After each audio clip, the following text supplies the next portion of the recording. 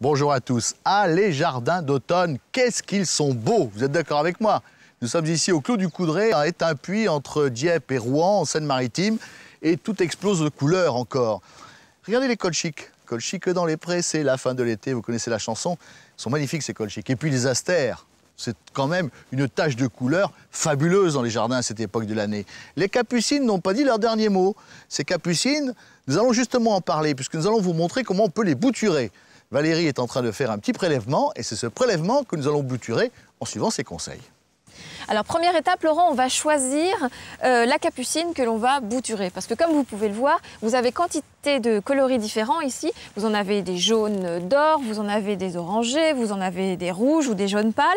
Et ce qu'il faut savoir avec les capucines, c'est que les plantes s'hybrident entre elles, ce qui fait qu'on n'est jamais sûr de la couleur que l'on va obtenir avec le semis, alors qu'avec le bouturage, qui est une méthode de clonage, eh bien on est sûr de la couleur. Alors par exemple, ici, j'ai un bel orangé, donc je vais prélever une extrémité de tige, comme ceci. Je vais retirer tout ce qui est petits bourgeons. Voilà, je vais garder une ou deux feuilles, et c'est ce fragment que nous allons repiquer dans la mini-serre. La mini-serre, la voilà!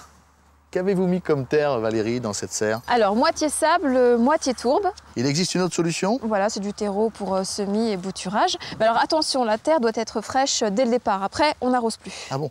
Pour le planter, la bouture? Eh ben, on fait un petit trou, on pique la bouture et on l'enfonce de moitié en entassant bien tout autour. On fait pareil, bien sûr, pour toutes les autres boutures. Ensuite, on va refermer avec le chapeau de la serre. Avec le couvercle. Mais alors là, attention, il faut aérer 4 à 5 fois par jour pendant 10 minutes. Ah, carrément comme ça, oui. Sinon, tout pourrit. C'est radical. Ah, d'accord. Vous avez une autre solution aussi qui consiste à mettre un câble chauffant pour accélérer l'enracinement. Voilà, et on obtient des boutures enracinées en 15 jours grâce à lui. Bon, on l'a pas fait, mais vous pouvez le faire.